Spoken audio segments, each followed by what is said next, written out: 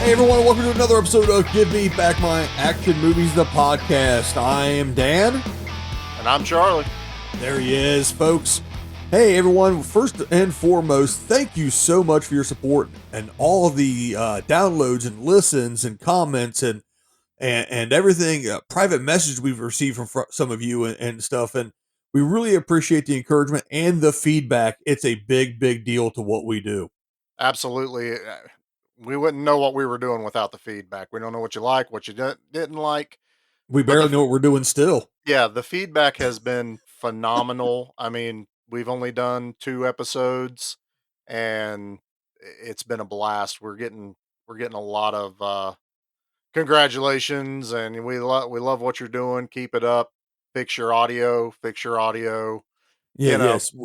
Well, maybe we should have a special fund us episode where you send us money and we will buy mics with that.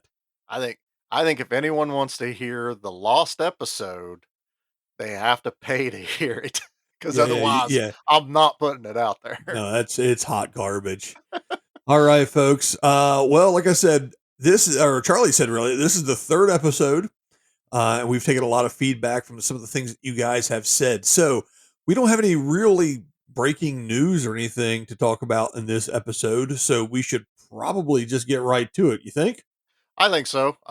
We're actually doing this one fairly quickly from the last one, like we had talked about, trying to get back onto some type of schedule and to try and line up our special episodes that we have coming up for St. Patrick's Day and April Fool's Day. So Correct. kind of And busting this one out quick. well, we've seen some chatter. A little bit of chatter has started on the group page, trying to decide what the St. Patrick's Day episode is going to be. It's kind of it'd be kind of a fun little game to see people try to guess what the next episode is going to be. We've had some people. We had one person try to guess what this one was going to be, and for the St. Patrick's Day episode, we've had a couple guesses. Yeah. One was Leprechaun, which I don't see how that one fits with I'm the action movie. leprechaun. I mean, Warwick Davis is a bad dude, but not action movie related. If we're going to do Um Warwick Davis, we're going to do Willow. yeah, we'll do that one. I'm trying to think of if he's ever actually been in an action movie. Empire Strikes Back. There you go. No, wait. Well, no. No, Return of the Jedi. Jedi. Jedi. Yeah. Ewoks weren't on Hoth, Uh, man. they shouldn't have been on. They were Oh boy. furry. But anyway, we digress. At least they Uh, weren't porgs. So, yeah, to reiterate, it's not Boondock Saints. it is not. It's Folks. not, So, guys. No matter how much you want to will it to me, Riggs. It's not. It's not gonna be no, Boondock Saints. we will do that movie, but Yes. that is not going to be our St. Patrick's Day special. It's too obvious. Yep. And then I will also just throw this out there. We do have an April Fool's Day episode coming as well in the pipe. We've already got that chosen. That's going to be out as well. And then after that, we're pretty much just going to be on our regular 2-week schedule. Now that we've gotten over the hump of starting this, trying to figure out what the hell we're actually doing, we're going to be on the 2-week schedule coming up pretty soon after that. Yeah, I think the April Fool's one is the start of the 2-week schedule, which is why we're kind of shotgunning these shows out to kind of make up for the lack of shows. Full disclosure, sometimes I travel out of town and they don't have good Wi-Fi service, so hard to record when that happens. But That's very true. Yeah. So, all right, folks. Well, thanks for sticking through our babbling there at the beginning. Charlie, do you want to filling tell time. them? We're just filling time. We're just stretching. All right, Charlie, you want to tell everyone what today's episode is going to be? Absolutely. So far we've done Chuck Norris, Delta Force. We've done Arnold Schwarzenegger in Running Man, and today we do Jean-Claude Van Damme in Bloodsport. Gonna stake my claim. I'll fight to survive. Now, of course, the Kumite song, or whatever it's actually called. I call it the Kumite song. It's the Kumite song. So that song, and for other children of the 80s, myself, or people from our era, that song, the voice of that song is probably very familiar. It is. And is one Mr. Stan Bush. Charlie, for the bonus prize, as you're smiling at me like the cat that ate the canary, what else did Stan Bush do? Oh man, caught me off guard there. I want to say it's the touch from the Transformers movie, sir. That's right. You got the touch from the Transformers movie. You're right. So, yeah. I mean, Stan that's a big one. Stan Bush is the epitome of 80s soundtrack. I don't care who you are. I mean, when he puts out a song, it's it's straight 80s. He could Yeah. release one right now. It would transport it back into the 80s and early 90s. I love Stan Bush music. Yeah, There's that's also a the little sounds, man. there's also for a later episode we just talked about earlier, he will come up again and you'll kind of want to be listening to that one to hear this little bit of trivia that we'll have for a later episode. Absolutely. So let's get into Bloodsport a little bit. Bloodsport came out in 1998. I'm sorry, 1988 I was rather. like, yeah, it wasn't that I, late, brother. man, my brain didn't work. That's okay. 1988, 1 hour and 32-minute runtime, and of course another one of the fine offerings from the Canon Film Group. We love canon. We do enjoy love Canon. We do enjoy love Canon. We do love Canon. We enjoy their films. I was waiting for you to go into like Love Gun from Kiss there for a I'm moment. man, it's been a weird week, dude. It's been a weird week. So anyway, let's go ahead. Why don't you get everyone started? What you want to do a little synopsis I about can this do a quick movie? synopsis. All right, Synopsis. There we go. synopsis. Man, we are killing it tonight, aren't we? Woo! I know words, sir. All Oh, right, go ahead, man. all right, man. We're gonna This is dive into already a train Bloodsport. wreck. It is, but let's have fun with it. The movie opens up. We get to meet Captain Frank Ducks, Dukes, whatever they keep calling him 1,000 times in this movie. I'm just gonna call him Frank Ducks from now on. That would make you Uh, Frank Dux. No. It's Dukes. Gotcha. Like put up your dukes, right? That's it. Like put up your Dukes. So Frank Dukes. He's taken leave from the military. He tells them he just needs personal time. In reality, he is going to go fight in a ancient secret tournament called the Kumite. Um, we follow him as he goes to visit his Shidoshi, Mr. Tanaka, and we get greeted with a backstory of a young Jean Claude Van Damme with a kid with the weirdest accent I think I've ever heard in a movie. And him and some buddies break into Mr. Tanaka's home. They kind of trash the place, try to steal a sword. They knock the sword on the floor, run out the door when they hear Tanaka come in. Jean Claude stays to pick up and place the sword back, and Tanaka's boy comes in and kicks him right smack in the gut, knocks him down, ready to just knock that head off. Um, Fast forward a little bit into the flashback, and in order to not get in trouble for breaking in, he convinces Frank to help him train his son in the ways of Tanaka Ninjutsu. ninjutsu. Is that what it was? Ninjutsu. Yeah, I believe it's supposed to be a ninjutsu because we will get into this a little bit more, but Frank Dukes has Yeah. started a Dukes Ninjutsu here in the United States. We're getting to that a little bit later. I'm sure Yeah, most of you that's listening to this probably have some idea of what this movie is, and maybe even a little bit of an idea of who Frank Dukes is, or we thought he was. We're getting into that towards the end. yeah. We'll get through Yeah. the synopsis. So we finally flash forward to a little bit of older. We see Jean Claude as himself being trained. His son is Tanaka's son is killed, um, and Jean Claude wants to take over the training.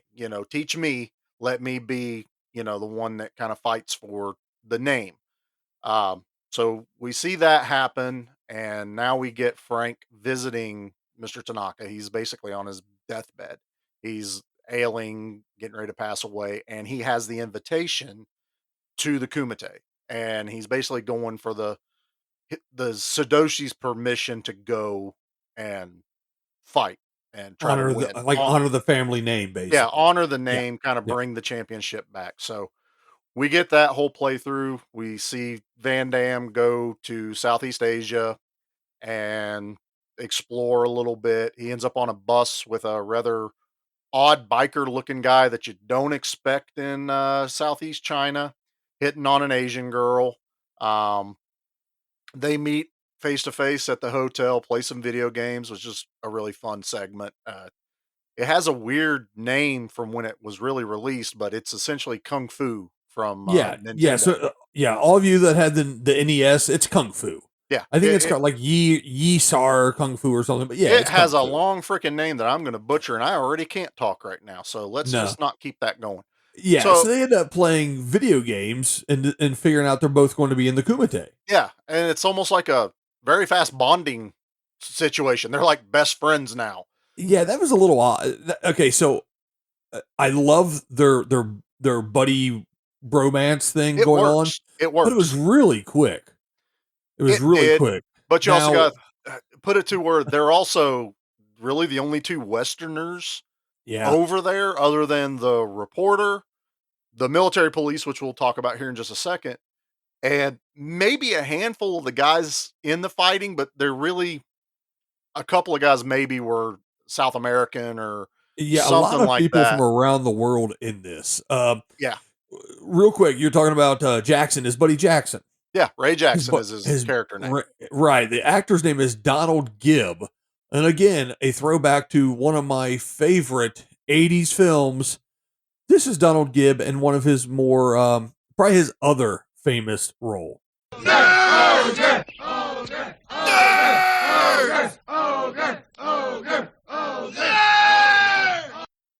The ogre. And the ogre from Revenge of the Nerds. So I love this is what that's why this is one of the things I love about this movie and why I like this movie. I get to see ogre again. Yeah, this is You like know? ogre out of college. He went into like street fighting, like straight up street fighting, not the video game. And it even lists like No, when we were that's Van Damme. that Van is Damme well, went that's into a Street different Fighter the movie. video game. That's a different movie. They even list in the research we were doing for the movie that he uses no known fighting style. He is just a barroom brawling biker, big, hairy. Just Yeah, he looks like the ogre. he takes hits and he gets mad and then just like one punches a couple of dudes and Just like it's- hammer fist him in the forehead. Yeah. It's awesome. Yeah. So you All know, right, yeah. love All that. right. So I didn't mean to interrupt you and throw you No, off your we're doing train, great. We're but doing man, great. I love Jackson in this movie. No, he's a great character in this. So they finally get together, they get ready to check in. They have to meet up with their like handler. So they have an Asian handler, obviously, you know, language barriers and not knowing where they're going.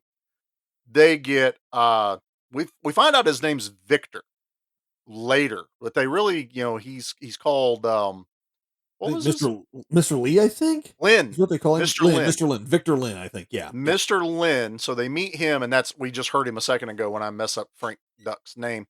And he also what was the You're killing me.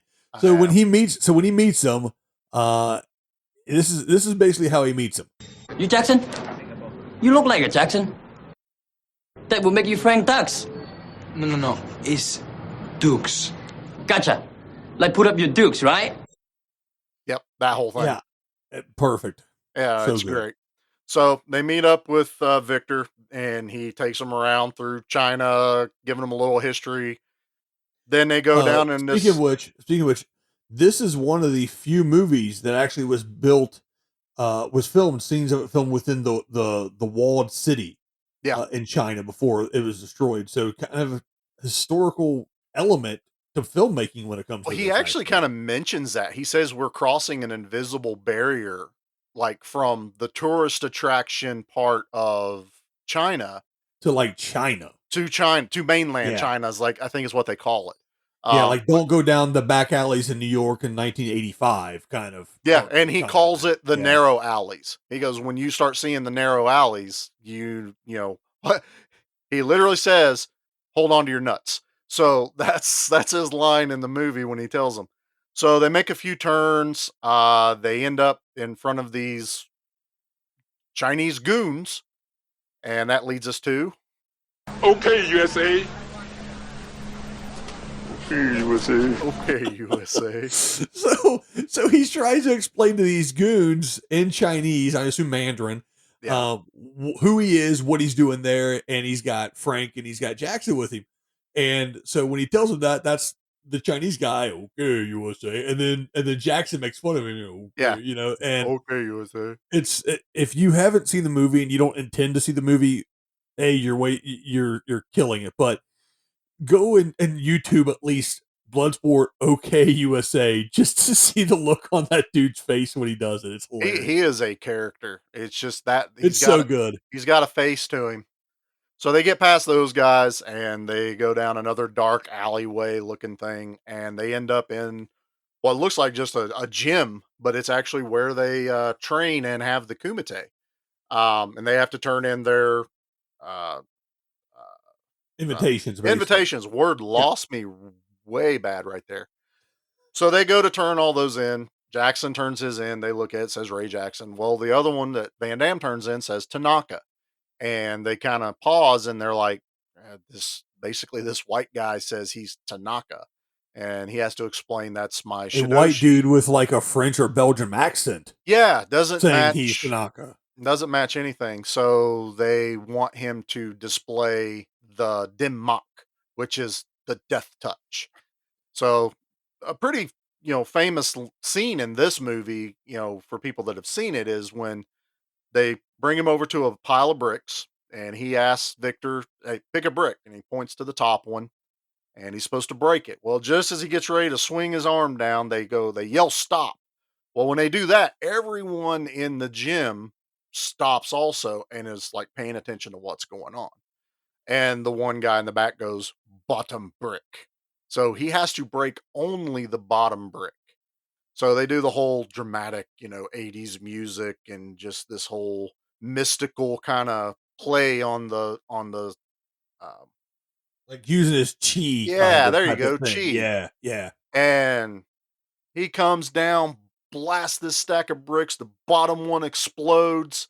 Everyone's kind of like taken aback and everything. And the guy's like, "Yep, you're Tanaka. You can do it."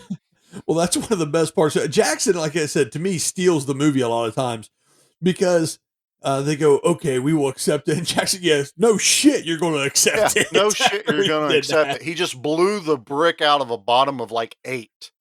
Right, Um, and then Jackson goes, "Oh, watch this. You want me to break the brick, right?" And so he sets it up now, and he goes, "Let me guess, the bottom one." And they just look at him like, "All right, come on, dude." And he headbutts the bricks yeah, and that's breaks the. later in the movie. Is that later in the movie? Is that this one? I thought he headbutted and break him. Yeah, they go in later on when they're talking to the Oh, one that's right. guy That's after that's like the first round of the fighting and stuff, isn't yeah, it? but since you brought Man, it up, I love that scene though. he He headbutts it. he's trying to show off and they point at a brick and he punches it and he breaks it and dusts off the one below it and hands it to him and goes, "Look, not a scratch." And they're like looking at him like, "You're insane, dude." And then he takes the brick and breaks it across his head and then hands it to the other guy and go, "This is for you." And puts it in his hand. And they're all like staring like, "Holy crap, this guy's a It's so maniac." good. Yeah, so But, that but during the brick breaking scene to get him into the Kumite, that's when we see the main villain, if yeah, you will, of the film. yeah, we see And Chong Li for the first time, Chong who's Li, played by Bolo. Bolo. I was trying to look at his last name, Bolo Young. Mhm. Um, a famous martial art movie actor, bodybuilder, which I just found out today. That's why he looks like the mountain of a man that he is. I mean, He is he huge. dwarfs Ogre. He is the largest person on there. Yeah, Um, he is a big boy, and he came to prominence and became famous in the 1973 film Enter the Dragon yep. with Bruce Lee. So when you see, if you've seen Enter the Dragon, he's the I mean, you see him, you know who he is. He's this big, He giant is an iconic face. He Asian is gentleman, and you're just like, holy crap, he's just monstrous. so So he and was great then in that one, yeah. so everyone's staring at, Van Damme. Some guys are acting unimpressed. Then Chong Li says, Very good. But brick, not hit back. now to a lot of people, that's like, why does that sound familiar? I've never seen this movie and it sounds familiar. Well, in the movie Enter the Dragon, Bruce Lee says it to another fighter when they're breaking boards. He goes, "Very good, but board no hit back." So, Yeah, that's what's really cool about Chong Li's character is all of his lines are very like that. They're yeah, very straightforward, delivered very plainly, kind of thing. and I think It's he only really has like 3 or 4 lines in the 4 whole lines thing. at Yeah, most in this movie, which I like. It lends itself to him being that kind of, you know, insurmountable type of. unstoppable monster. Yeah, He's like the Jason Voorhees of this movie. It's it like kinda is. Jason just keeps coming at you kind of silently, and he just keeps coming at you. Well, that's kind of how Chong Li is in this movie. It's like everyone's like Chong Li is the record holder. He's the Yeah. monster. He destroys people. He Well, just keeps coming at you. he's Yeah. the however many before champion. I mean, he's won it. He's even the guy that killed a guy at the event, in the past. So we get past that. We start finding out that the military police have sent 2 agents out to find Frank Dukes because he's AWOL right now because they don't want him fighting in a to the death tournament. That's just silly. They say Um, the government has spent invested a lot of money on you, yeah. is what they say. So Yep. we get the older one, the more senior officer who's Norman Burton. His name's Helmer. Mhm. And then we get another familiar face of Helmer, played by Forrest Whitaker. Yeah, And Forrest Rawlins. Forrest Whitaker's Rawlins. yeah, Forrest Yeah, yeah, yeah, yeah. Whitaker is Rollins. And I was watching the movie today going, I think Forrest's eye got worse as he got older because Y it's a little bit there, but not full what they call Forrest Whitaker eye.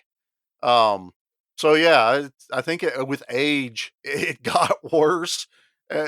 Just get a patch, man. Just go Nick Fury on this it's stuff. right. So yeah, Forrest Whitaker in this is an earlier film for Forrest. Yeah. And I remember when I saw this, I saw Bloodsport, and then I saw like Good Morning Vietnam fairly close to these two Hmm. on VHS at my grandfather's. And I remember going, "Oh man, that's the dude from Bloodsport in here." You know, Yeah. um uh, and so it was kind of just a weird thing, but yeah, I love when you go back to watch movies, especially older movies that you hadn't seen in a long time, and you go, "Oh, whoa, I know who that is," or "I recognize that person. Who is it?" And you start going back and finding out who these people are. So like Forrest Whitaker being in this is I don't know, just kind of cool.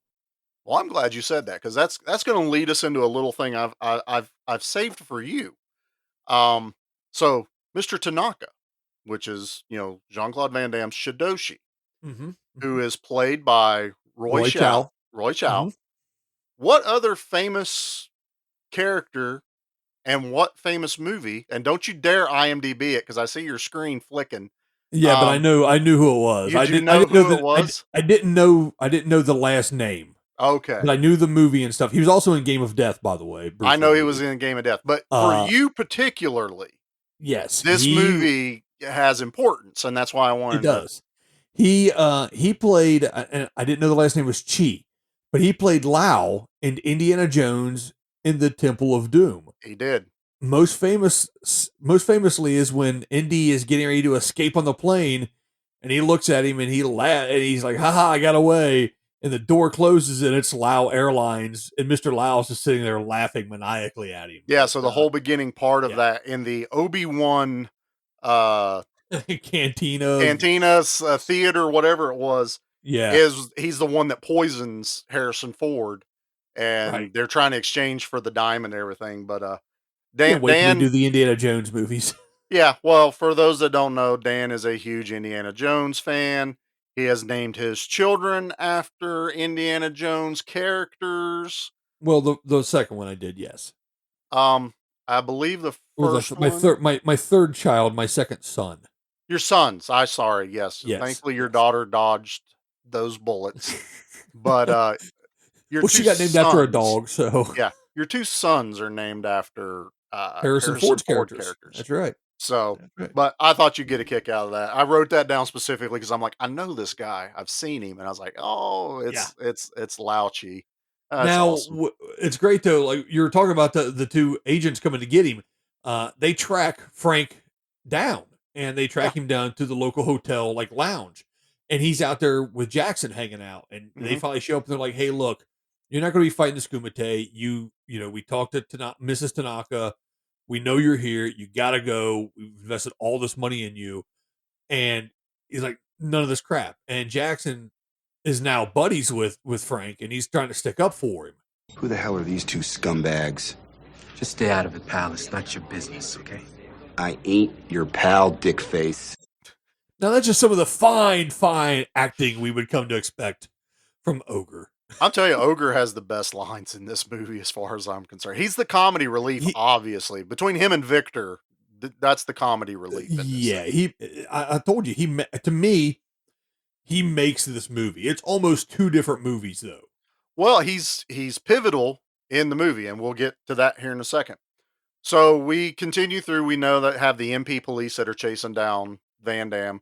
In the middle of all this, there's a reporter trying to get the scoop on the Kumite. Janice. Janice, who's played by Leah Aris. I guess I'm saying that last name right. That's a weird last name. Aries, maybe? Aries, Aries? Aris, something like that. I went, I don't know, man. I went non-Greek god. I don't know. Well, anyway, she runs into Van Damme in again another very comical way. We're not going to break down every single scene, but just know it's another fun scene in the movie where he kind of makes one of the other fighters look like a Mhm. fool. Mhm. So they meet. She tries to work her magic and getting into the Kumite, and he blows her off. So now I think we find ourselves at the first. In the Kumite final, like the We're first finally in rounds the of it. first round of the Kumite. Right. It's multiple days. Single elimination for the Kumite. Well, Um, because it's full contact, so it's basically you either got to kick this dude's ass to move on, or you get knocked out, or yeah, you're out. worse. Yeah. Yeah, you can Well, either be knocked out, knocked off the platform, or say mate, which is giving up. yeah. Which So there is no just scoring or anything. It's basically you just get wailed on. no, there's no points for hits or anything like that. It is strictly if you knock out your opponent, if you make them say mate, if you throw them from the from the ramp, that's basically how you win, or ultimately kill them. uh, Right. which comes in later. So we get introduced to the first few rounds of no name fighters, but we've seen glimpses of them in some of the training montages earlier. Um, and it's really cool kind of thing. And we'll go ahead and just hit the elephant in the room is this movie is the It's the jumping off point for like Street Fighter and Mortal Kombat. yeah, For your modern side scrolling fighting games. This is your jumping point because like you were saying, each one of these fighters had a gimmick. You had yep, a gentleman that I don't know, I guess he fought kind of like a monkey. I mean, that you see in the training montage, you see him hitting coconuts with the side of his hand and breaking them, and he yeah, rolls around on the thing and jumps at you. There's a sumo yep, that we have ends up sumo. fighting in this. Jean-Claude Van Damme's character is essentially Johnny Cage.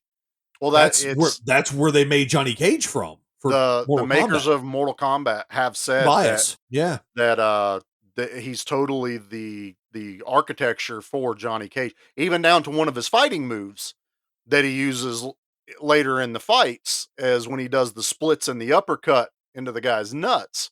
yeah. Because if Van Damme's not doing a spinning, jumping roundhouse kick and the splits in that movie, then he doesn't get paid.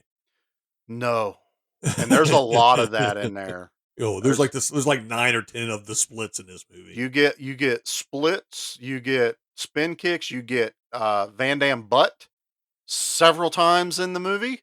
Man was proud of his butt. The I'm Van just gonna Damme Butt say it. Watch I'm 2021. I'm just saying it, man. You can't not see it in this movie. To the point where he's in his hotel room, like getting ready for the day, and he's doing a split across chairs. And Ogre walks in, and he's just like, "That hurts me just looking at it." Yeah, again, a classic Ogre line. But so we start seeing the fights again. We get like traditional kickboxers. Yep. Yep. Who's Uh, also that's probably one of my favorite dudes that's not a named character in the movie. Paco. Yeah, Paco's the kickboxer. yeah. So it's He's a my real and he's a real kickboxer. well, you can tell. Yeah. It's A lot of these people, a lot of the fighters in the tournament are real fighters. they're either fighters or stuntmen or stunt coordinators. So Yeah. it looks very legit when you're watching it. Which kind of But blows me away. Like, why didn't we get Al Leong in this movie? I looked, man. I I was feel like, like how we did really missed an Al Leong opportunity in Bloodsport. I think we did, but we'll get him soon. He's still our rating, so there's always an Ali Yong in every episode. He's kind of like our patron saint of the Give Me Back My Action Movies podcast. There we go. Is Al Leong. The Patriot Saint Leon. But that talking about, that fighter, that's my second favorite fight in the entire movie is when he fights that kickboxer. I mean, I don't know how they were even faking some of it. I really think they were probably going blow for blow, just maybe not full speed. But when they exchange kicks to the ribs, I was just talking to one of our buddies in the group chat that he was watching this movie today. He was an hour behind me watching it. And we were sharing clips from the movie and we were both talking about that. Like, holy crap, that would hurt. How The- could you even keep standing after that? yeah, man, they were laying him in. So yeah, one of my second favorite fights on there. So we see the fights. So essentially the rest of the movie is reporter trying to get Scoop, MP police trying to arrest or bring Frank back, and Frank and Jackson trying to continue in the tournament. We do get to the point where Jackson has to face Chong Li, and they've witnessed some of the Chong Li fights, and I mean it's like people punching a punching bag. It's just insane that this guy's absorbing punches left and right, kicks. They figure out he's a little sweet in the gut, and Frank's trying to convince, I'm gonna call him Ogre, um, go for the gut. He's sweet in the gut, and he's really not paying attention to him. He just wants to get down there and do his fighting style, and he does get the upper hand on Chong Li fairly quickly. Knocks him down to the ground, thinks he knocks him out, and starts celebrating to the crowd, pro wrestling style, Yeah, he does. way too early. Yeah, he's And like I said, he's the biker. He's the burly biker. yeah, he is no And rules, Hell's Angel kind of looking guy. right. And it's really cool because like the way the arena's set up, they have these boards above like the judges or the people watching, the elders. Yep. And they show you who fights, who's fighting who. Yep. And they tell you like the win, they tell you the timing, stuff like that. Like, okay, speaking of which, they have these boards done with all the times on them and stuff of the knockouts or whatever. How do they how do they have them done so quick? Sometimes they flash them up quick. They make stuff really fast in China. Movie magic. They make stuff really fast in China. But like you're saying, when they find out it's time for Jackson versus Chong Li, Mhm. Jackson kind of drops his comedy and gets serious for a second. He does. Time to separate the men from the boys. Just be careful, Chong Li doesn't separate your head from your body. Yeah, so like he understands. He's like, well, it's go time, and then they get into the fight. Yeah, they get into the fight. He gets the upper hand on Chong Li. He starts celebrating. Chong Li's dazed, but he's also. Let me say this now too. Bolo Young has the craziest face of a villain. Like he half smiles, like all teeth. His eyes are as big as Guaylo, and it is just scary. And he's making that face in most of these fights, and he does it in this one against Jackson. And he obliterates Jackson as soon as he gets back up on his feet. Yeah, he hurts him real bad. Like he cracks his skull essentially. Yeah, he's down and he jumps up in the air and brings a foot down on his head. Yeah. Yeah, and part of it is actually, so that scene is filmed basically the same as the Bruce Lee scene from my brain stopped working now. The martial arts movie we've referenced, Enter the Dragon. Enter the Dragon. Thank you. Same kind of angle, same kind of timing, the slowdown effect, everything, which is really cool. But the reason that Chong Li is so mad, he's so pissed about this whole thing, is he knows him and Frank are buddies. Frank earlier had broken his record of fastest knockout. That's right. So he does this as part of I'm going to shut this guy up, because at one time too, Jackson beats somebody and starts calling out Chong Li. Oh yeah, He's he like, I'm calls going to him kill out. you, man. I'm going to kill you. Yeah, he's straight And up Chong Li's just like, who's this turd? So he stomps him. He looks at Van Damme as Van Damme's trying to stop it. He's screaming, no, don't hurt him. Don't, yeah. it's over type of thing. Victor's holding him back, Right. And and as he does it, he steals like his Harley Davidson bandana and looks at him. Um, and just kind of makes that grin, that grin oh face yeah, at him and it's walks off and stuff. And yeah, that's when the movie really changes from any of the lighthearted comedy stuff. yeah. Now it's no And now it's longer serious. yeah, it's no longer just trying to win the tournament to bring honor to the Tanaka clan. Now it's a revenge story He's got to because stop this monster. yeah, and Yeah. you start figuring out that Chong Li is very vain. He wants people chanting his name. You know, he has this whole arm pump thing throughout the movie just to get the crowd amped up. He feeds off that. You know, and again, just like a wrestler, just like stuff we're used to, you know, you want to get that amped up kind of energy. And he's noticing that Frank is getting that same kind of reaction from the crowd. Frank broke his record. They started chanting his name earlier on in the tournaments. So he knows that's the contender. Basically, at this point, you know who the last two fighters are going to be. So we cut into where Ogre's in the hospital. You know, After he beats him though, and he grabs the headband, yeah, he looks at Frank. Oh, actually, I'm sorry. Yeah, go ahead because I'm thinking about when he actually fights when Chung Li fights the next guy. yeah, that's coming up. I know So what you're talking about. Go to the hospital scene first. So we do the hospital. Ogre is he's down and out, man. He's down and out. I want to say he's in a coma type thing, that he's at least something knocked like out. that. Yeah. The reporter's trying to convince Van Damme to not continue fighting. He's gonna die. They've kind of gotten intimate earlier on in the movie. And again, this is another one of those things I've brought up before. The only real nudity in here was Van Damme butt. You know, there was no girl butt, no nothing else. It was Van Damme butt the whole freaking time. Yeah, this movie, if you're going to introduce one of your young adult children like Charlie's boy, you know, this movie's not bad. Not really, no. You've got some cursing in it. You've got definitely got violence and stuff. But as far as nudity, like you said, Van Damme butt, and I think dick is probably the worst word they say in the whole thing.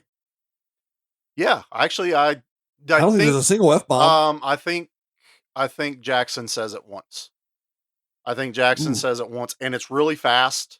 Buddy, I think he says it one time. It is still rated R. I'll have to look because I don't even remember it, but yeah. So we get to that point. Van Damme's still going to fight. She decides to go to the police to try and get this whole tournament shut down to try and save Frank's life. She goes to police chief, tells him about it, drops Frank's name. Well, he already knows that there's military police running around looking for him. So they set up like this little fight, this little snare to catch Van Damme as he's going into the Kumite. And Frank sees it coming. He sees them. He knows it's about to happen. He karate kicks half a dozen guys down the corridor as he keeps walking with his duffel bag. It's a really cool scene because he's walking down the narrow alley, and as the cops are jumping out to get him, he keeps wailing on him. Yeah, it's a really cool scene, actually. It is cool. And he gets to the end, and they're both, both of the agents are just like, all right, man, we got to stop this. And I swear they bring out the largest, most obnoxious sized tasers I've ever seen in my entire life. Well, dude, this was 88. This was probably cutting edge taser technology. They look like a giant, they look like oversized party poppers. They're ridiculous. I mean, they're bigger than a flashlight. They're bigger they're huge. They're big bricks. And they're not shaped like a gun, like we're used to with tasers. No, they're like a box with a handle. It's a box with a handle. One of the guys fires it off. Van Damme picks up like this lid to something. It reflects off, hits another guy. He Captain America's them with a trash can lid. He does. He's so fast. Frank Dukes is so fast. He sees the taser shoot out, grabs a trash can lid. Captain America's the taser into one of the officers. He tases and then grabs the tasers from the other guys. Yeah, So and he's he's holding like the tasers, and they're like, "Okay, ridiculous. Frank, just go ahead and fight." I'm like, Yeah, "Guys, why didn't just let him fight?" that's the big old dose of 80s action cheese right there for sure. It is, but it is just a comical sized taser. I'm sorry. I It saw it is just pretty today, ridiculous. and I'm like, That and the "Man," trash can, that whole scene is kind of ridiculous at the end there. and they pull it from their coats. So like, this is in a holster. Was it just tucked in their sleeve of their arm? I don't know because you don't see it, but the damn thing's half the size of their head. So we get past that thing. I'll quit complaining about the tasers. So we get to the final rounds of the Kumite, and Frank. It's four fighters are left. So Frank has to fight the kickboxer. Is my second favorite fight, Yeah, Paco, yep. Paco. So he has to fight him. Excellent fight. Again, my second favorite fight aside from the main, fight at the end. That's always the favorite. They're exchanging rib kicks back and forth. They're just tit for tat going at each other. And I swear it looks like they hit each other in real. It's not like they're holding back. Um, Excellent fight. Van Dam wins. Then we get to the Chong Li fight against another guy that we really don't even see any of his fights. For being number 4, we never saw him in any of the other fights. Yeah, he's some rando Fernando. Yeah, he's, like the pick your own player in Street Fighter that's supposed to be you. He's He's little the he's Little he's Mac. he's Little Mac. He's generic creator wrestler 1. Yeah, there it is. That's exactly it. Yeah. So he has to fight Chong Li. Pretty good fight. He gets some good hits on Chong Li. Um, Chong Li obviously gets the upper hand, pretty much knocks the guy out. Like Chong Li has won. He leans down and picks the guy's head up, punches him square in the bridge of the nose. Just bam. Okay, man, you won. Well, that's still not it.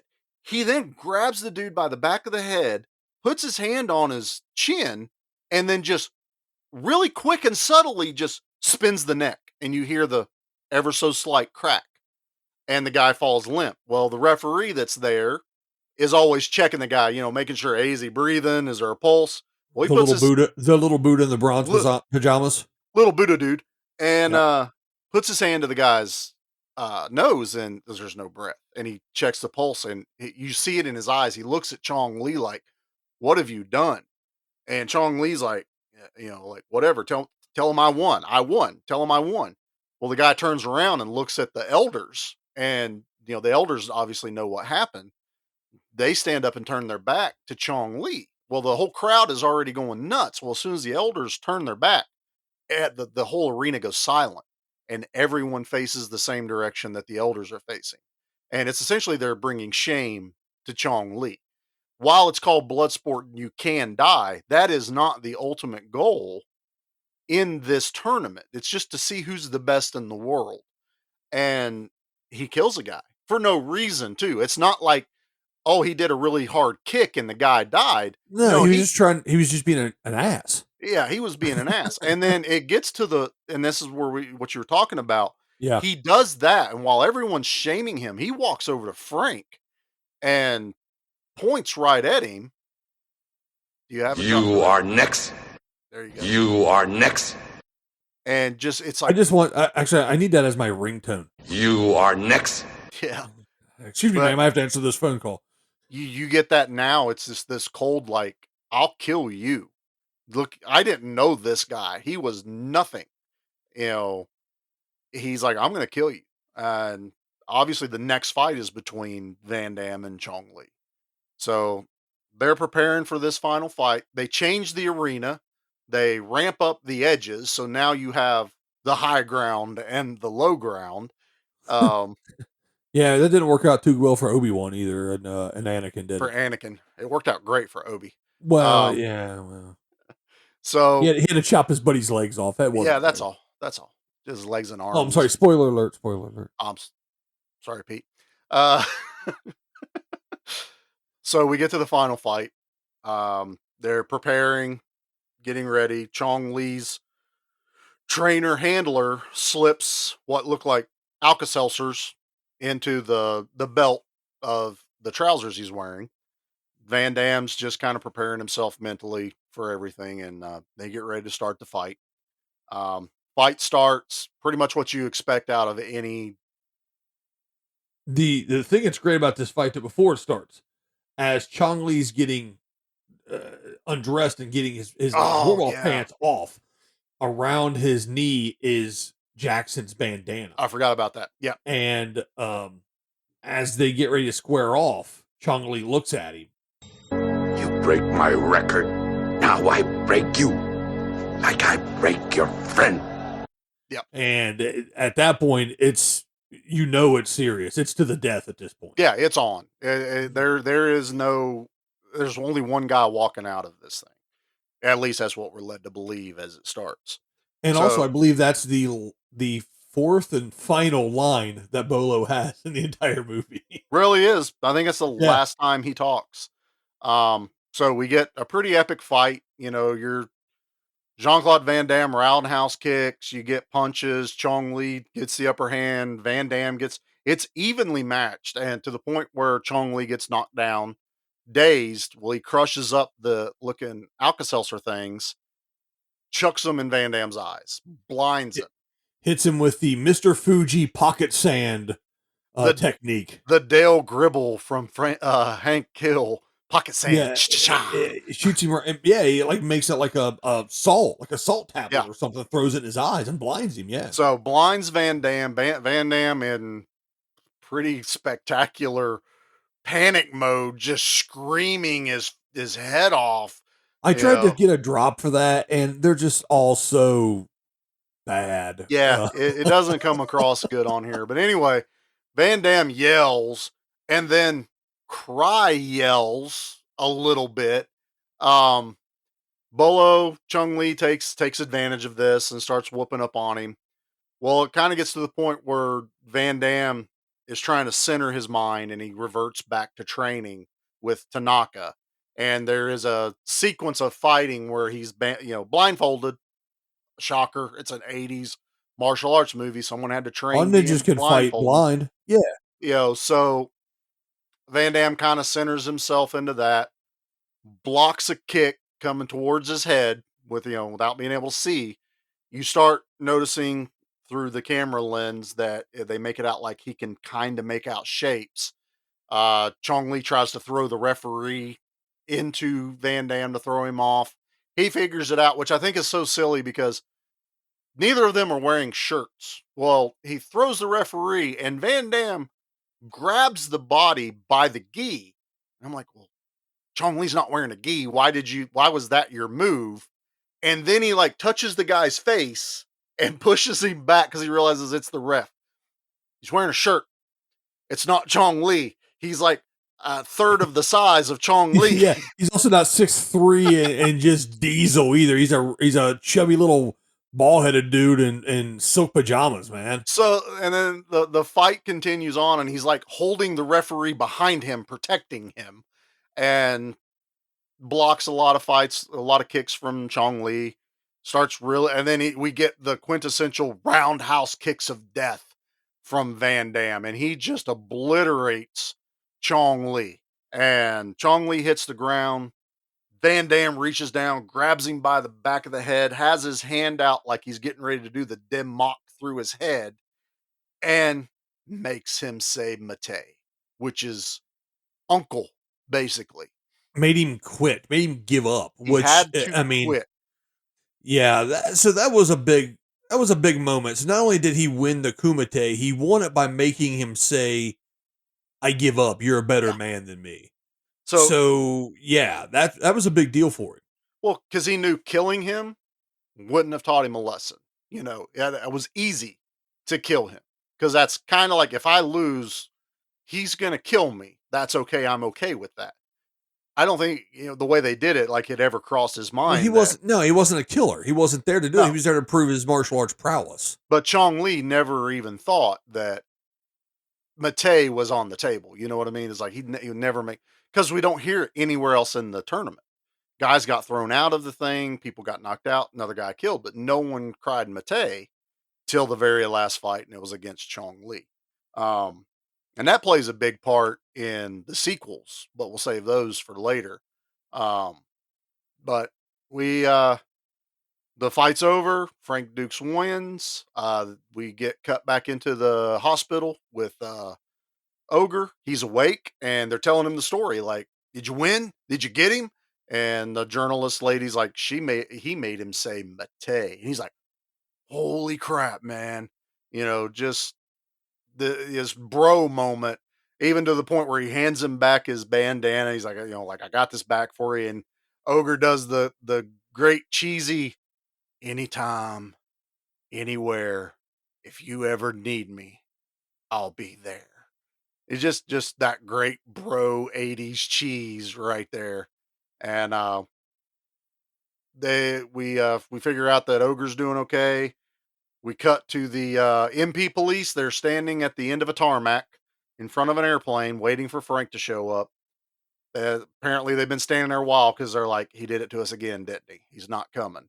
And all you hear this whistle from above them, and you look up, and at the top of the stairs in the airplane, Van Damme's standing up there going, "Are you ready, guys? You're always late." Another little bit of comedy in there. So we get to see him go home, wins the tournament. And then I think now's the time we talk about Yeah.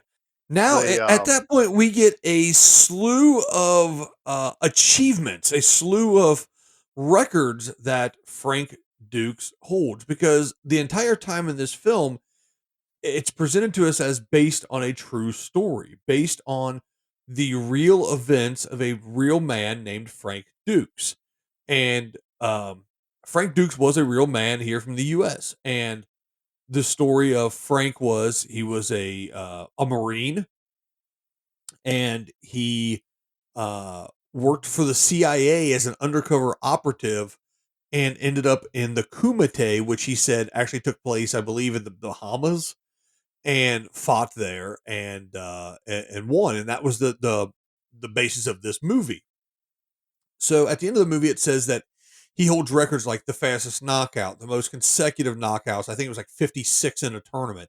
He retired as the undefeated world heavyweight full contact Kumite martial arts fighter extraordinaire mega awesome champion. And he started the first ninjutsu school here in America called I think it's Ryu Duke's Ryu Duke. Ninjutsu. Yeah. Yep. And so this whole time, this was all based on a true story. Well, we have the internet now, and we Yeah. know that Frank Dukes is full of shit. Oh, big time. I mean, I've never met the guy to tell him that, but everything I've ever seen now on the internet, all the research we've done for this is all saying that this never happened. He was a Marine Reserve and Merchant Marine, I think. Yeah. He never worked for the CIA. Not that the CIA would really tell us, probably, but No, no but one can prove that the Kumite ever existed in the first place. no one Or else has if it ever did, come forward. no, none of this is true. All of No. it is complete crap. But he conned his way into making this movie, and that's a whole thing with Canon, the Canon Group.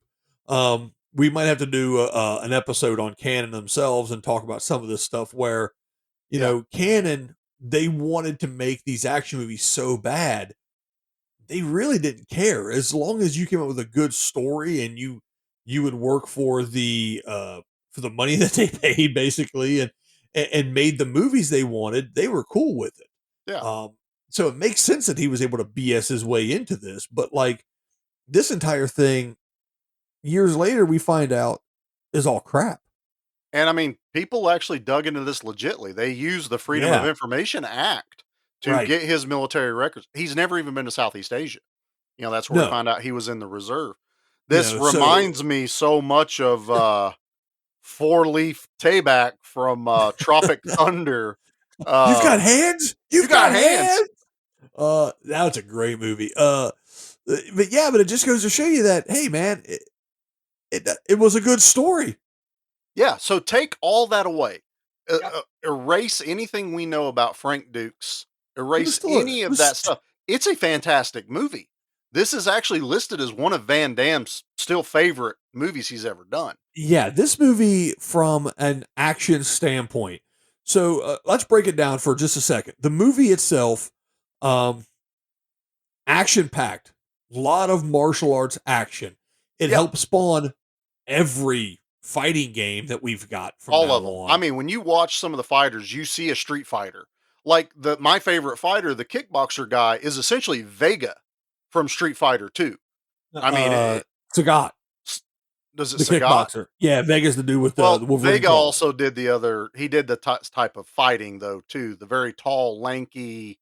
Um, Vega had the mask and the claws, but maybe Yeah, a yes. mix of Sagat and Vega. Yeah. So You know what we got Street Fighter, we got yeah. Mortal Kombat. I mean, straight up Mortal Kombat. Johnny Cage is Van Damme. Yeah, because Period. Van Damme does the splits and punches the sumo guy in the yam bag, and that's how he beats him basically. Just like So Johnny did Goro in the Mortal Kombat movie. yeah, it's exactly a straight takeaway from that. You've got, I would like to say, homage to the history of martial arts films with Bolo in his history with Bruce Lee, where Yeah, they really kind of mimic a lot of the lines, a lot of the scenes, the way they shoot things. yeah. So you have those things, which actually is kind of cool when you think about it. The, one of the things that's kind of cool about this is the director of this movie is named Newt Arnold. He was born in Palo Alto, California, and he passed away in 2000. And this was only the third of his movies that he directed as the full director. Yeah. But the thing that's really cool about this dude is he did a little bit of acting, but he's been like the second unit director or assistant director in a ton of movies and some TV shows. Some of the ones that are really big are Last Action Hero and let's see, Teenage Mutant Ninja Turtles 2, The Secret of the Ooze, Blade Runner. Lockup, Blade Runner, The Abyss, Red Scorpion, uh Alan Quartermain, The Lost City of Gold, Invasion USA, The Goonies, DC Cab, War Games. I mean, look up this guy's credits through IMDb, and he's done a lot of work. So he was finally handed the main reins to a film. I think he did a pretty good job myself. I like Bloodsport a lot. This is one of those ones where I'm like, I end up watching it like every couple months because it's like if it's a lazy Sunday, I got nothing else going on. Bloodsport, yeah, man. It's Yeah. watching Mortal Kombat. It's watching Street Fighter. This is so, and I know everyone likes this part of what we talk about. So, growing up, Dad wasn't a huge Van Damme fan. If I remember correctly, the dad's exact words was Neither was my dad. Yeah, he gets his ass kicked in every movie, then wins at the end. That's how my dad described Van Damme movies. So he's not wrong. he's not. So I didn't really watch a lot of Van Damme. I did. He did like Universal Soldier. Obviously, it's more military sci-fi. So I did watch that one with Dad growing up. So this is a movie that I rented once I was old enough to be working and renting my own movies. So about 16, 17, I dove right into Van Damme movies. Black Eagle, Kickboxer, Bloodsport, all those type of movies. I always loved Lionheart. Out of those three, I really loved Lionheart. Lionheart is wow. It's almost as good as this movie, but Yeah, we're that'll going be to do another that one. episode. We're going to do that one eventually. So my introduction to Bloodsport, if it wasn't like cut for TV, and I'm sure I probably watched it there, was I rented it. So I had already played Mortal Kombat. I had already played Street Fighter. So now I'm getting to see like a live action version of that and kind of see where that all came from. So that's my memory of my dad basically hating Van Damme, and I had to introduce myself to these type of movies.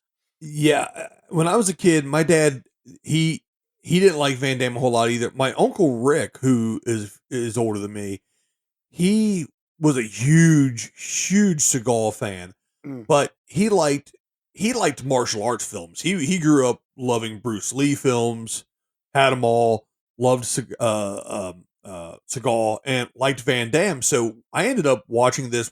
I believe, if I'm not mistaken, we rented this from a grocery store there outside of Cincinnati, and we watched it down in the basement of my grandmother's, and that's how I saw this. And it to me, when I saw it as a kid, it blew me away because I'm like, this is live action Mortal Kombat stuff. Like you said, I had already played Mortal Kombat. I ended up playing it at a holodome in Indianapolis, and Yeah. I loved it. Obviously, it was game changing, no pun intended, to play Mortal Kombat. So when you get a chance to actually watch it, you're like, this is great. And like I said, to this day, we have our favorite fighters. We know the lines in this thing. It ended up standing up the test of time from a nostalgia standpoint for sure. If It you go is. back and look at it now, obviously this thing would probably be sponsored by, I don't know, Nike or something. It'd be on pay-per-view or some nonsense probably. Well, yeah, But this you is know, pre MMA. This oh is yeah, this pre is pit fighting. UFC. Yeah. This was stuff This that was that pit fighting nonsense that you would hear whispers of in the back alleys and stuff. And yeah. this made a movie about it. Well, it's also right around that same time, and when I'm at that age renting movies, we're renting the old UFC fights. I remember Um, watching the original UFC with at home pay-per-view. Yeah. when Gracie was fighting, and There were so no weight limits or anything, which is no, what this was. there's Yeah. a lot of stuff that this predated that you watch those old UFCs and you see Gacy jumping on the back of some of those giant sumo dudes, choking them out. You see Van Dam fighting that giant sumo dude and realizing he's not going to beat him by just punching him in the gut, you Yeah. know. So, and this all predated that. So this movie really kind of started an entire, you know, genre almost of sport fighting. People are Yeah, like they're it really brought interested in this. it changed the I won't say kung fu. It changed the martial arts movie Martial arts. Yeah. and the martial arts um genre as an entertainment form. Yep. It changed it It did. from, the early 80s ninja movies, Mark of the Ninja, Revenge of the Ninja, the Sho Kosugi stuff, and it brought it into modern day for that time, obviously. Well, it did. Modern day martial arts. Because that's when we started getting like the American ninja movies. What was kind of hidden in China and Japan that wasn't mainstream here, but it was huge. I mean, again, Chong Li, Bolo Young was huge over there. Bruce Lee was actually huge over there before. If I'm right, this is Bolo Young's first Hollywood movie. Probably, He's done other movies, but as far as an American produced and done movie, this is Bolo Young's which is first. And also probably why his lines were so simple and straightly delivered. well, yeah, Because I English mean, is not his primary language, obviously. it's not probably what he learned was from Bruce. And again, he was friends with Bruce Lee. He trained with Bruce Lee. Um, so you had this whole like untapped reservoir of movies and talent that America, which a lot of times thankfully to Canon, people kind of laugh at Canon, but they kind of started to help bringing that stuff over and bringing it to American eyes to where we could watch these movies here, and it sparked an entire wave of martial art action movies because I didn't Mhm, grow up mhm. watching martial art movies unless it was like on television or something. Again, I don't think my dad was huge on martial arts as a whole. Chuck Norris was not even really martial art movies. He No. did karate in action movies. Yeah, yeah. And it's like I grew up, like I said, my uncles, I have a pair of uncles that were both older than me. So I grew up, I did watch some of like the old Wu Tang video cassettes. Um, I watched all the Bruce Lee movies. And so I was familiar with all that stuff. I was familiar with the ninja movies, like I said, the Sho Kosugi, Yeah. Mark of the Ninja, Enter the Ninja, all those things. But this was, like I said, it took the ninja, it took the fighting to kill, the fighting to war, to win wars. It took that element away. It wasn't, I'm going to kill you with my ninja stars and my swords and this and that. It was a sport Yeah. martial art, like you said. and it changed it. It did. So it was. You're right. I think that I can look back and see this as a pivotal film when it comes to martial arts as an entertainment, whether it be sport or fiction. Yeah. It really changed it. The movie Bloodsport itself actually made him pretty good scratch too, man. It was made for $1,100,000, and the cumulative estimated gross was $11,800,000. That's a pretty good. I mean, we're talking canon. Yeah, That's this a pretty movie, good return. it was a 92-minute runtime, and it made that kind of money as it was released February 28th, 1988. So we only missed the release date of this movie by about a week or so, a Yeah, couple so it was weeks. almost. We'll just call it an anniversary episode for Bloodsport. Yeah, there you go. But So okay, so we've discussed Bloodsport. yeah, We've discussed the favorite fighters. I love the big sumo dude. He I cracked me knew that up. was going to be your favorite. Well, it Not was either not for that the or the size, but it's what was either that or the capoeira guy, the guy with the coconut karate chopping guy. well, yeah, because he Uh, used two different fighting styles. The first one was like a monkey, and then the other one was almost like cat-like. yeah, So he did it like was this super cool. animalistic. Again, you see that now in video games. Yeah, I mean, even down into Tekken, it and was almost like a form of like animal based kung fu, but it was wild. yeah, it was just cool to see that mixture of all around the world. You got that feeling that all these fighters were from around the world Yeah, in that's this the big tournament. thing too. You had people from the Middle East, you had people from uh, uh, Southeast Asia, you had people Yeah, from um, uh, Spain. You had, I believe, you had it looked like probably some European fighters. You had a the lot South of different. American, the stuff like that. No, I really Yeah, think they it was awesome. tried to at least what they. I would love to see what they cut because I bet there was Yeah, other there's fights got that to they be. kind of. Yeah, Um, I'd like to see that too. Let's get to our. We're running a little bit long on today's episode, so let's it's a get to good our episode. favorite. It is a good episode. Let's talk about our favorite part of the episode, the favorite part of a lot of our listeners. Let's get to the ratings of the Let's rate movie. this.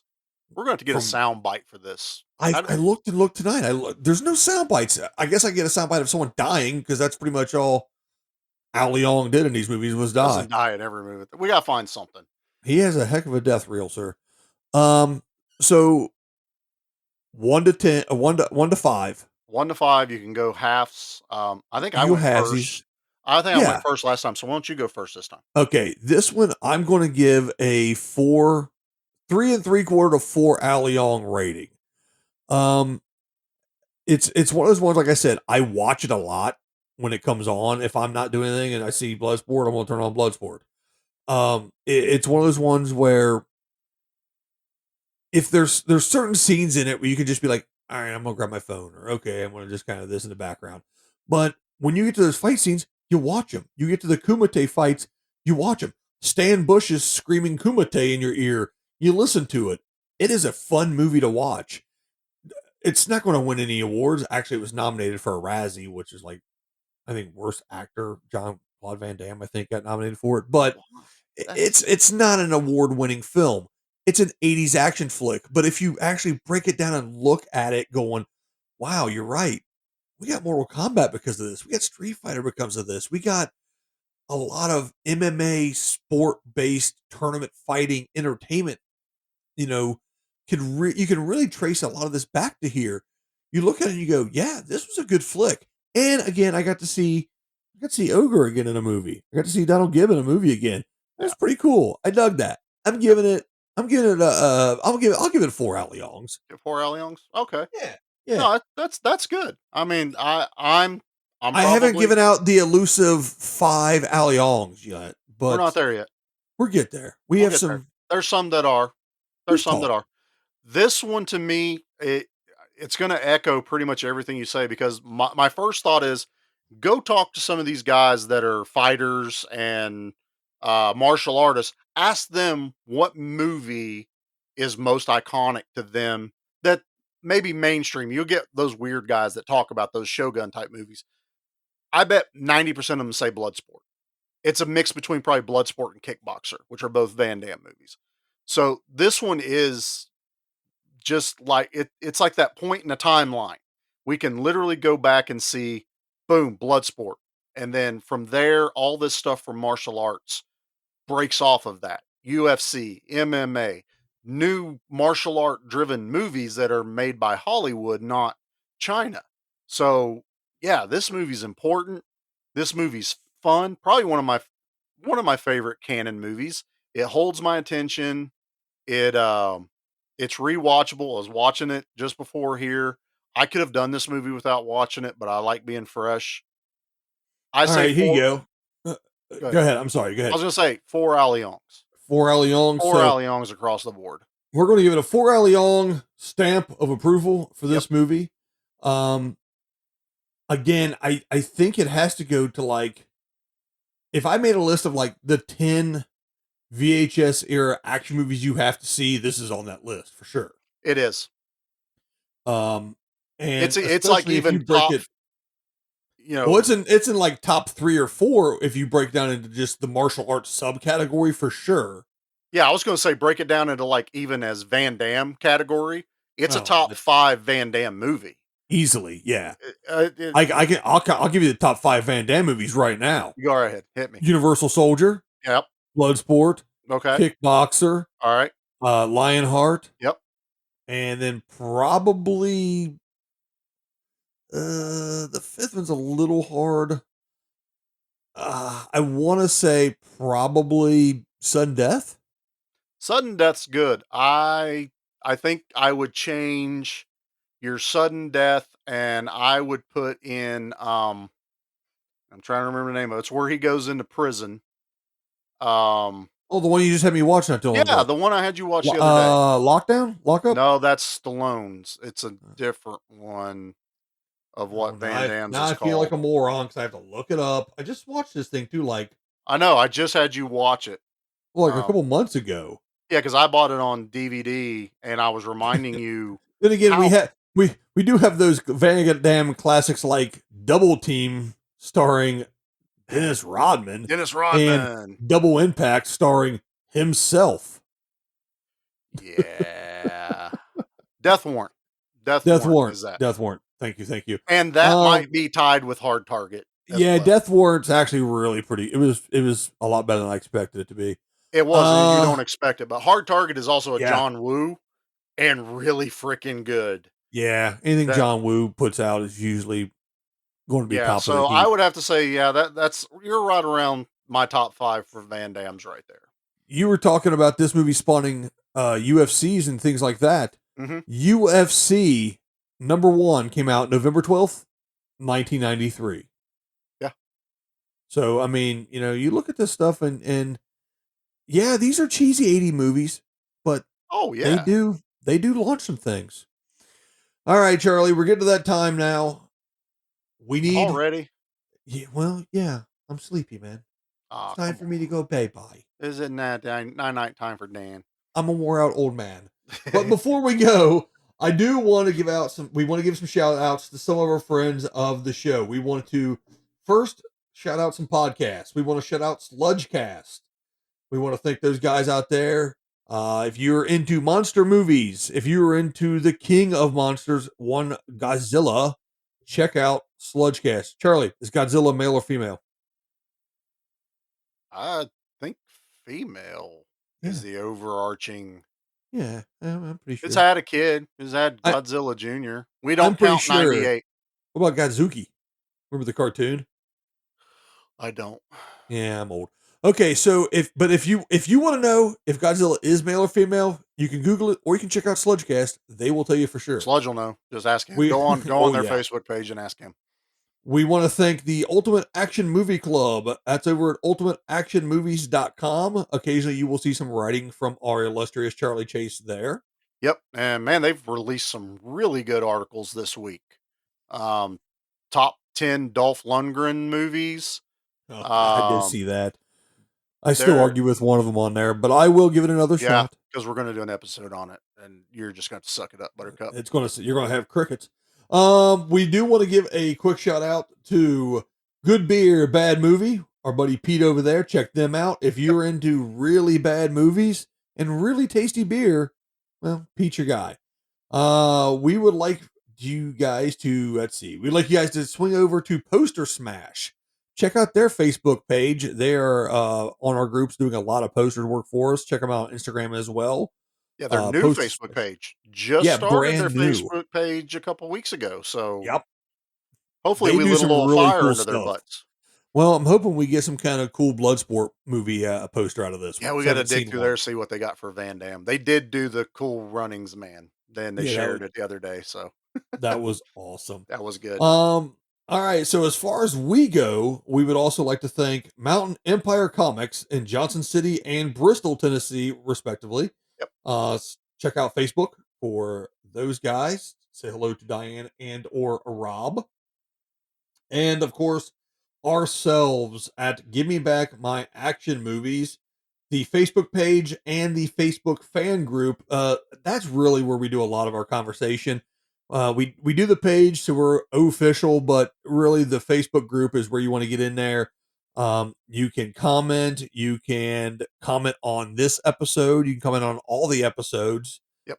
You can give us suggestions for episodes you'd like for us to cover, and just get on there and keep the conversation going. These movies, there's a lot of nostalgia value to these movies too, and not just the movie themselves, but when we talk about these movies, Charlie and I, we talk about the memories that the movies are associated with, like me in Right. the basement with my uncle and Charlie running it after getting off of work one night and stuff like that. Like these are some of the things that we look back fondly as we're in our 40s. Yeah, this one went You know. maybe a tad synopsis heavy, but we still sprinkled in and what we love about this movie and remember Has about Anthony it. seen this one yet? I have not. I don't think this is on the list yet of him of what he's watched. I would say he could probably After watching it today, because I he could roll really through thought this. there was more to the one scene with the journalist, and there's Oh, not. no.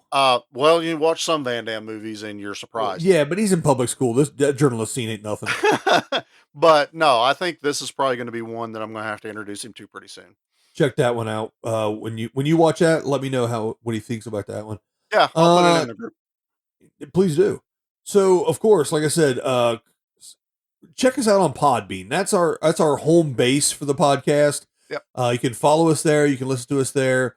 Of course, we're going to be on Spotify. We're going to be on iTunes or Apple Music, whatever they call it this week. Yep. iHeartRadio. There's a few other places you can find us. Pretty much all your podcatchers.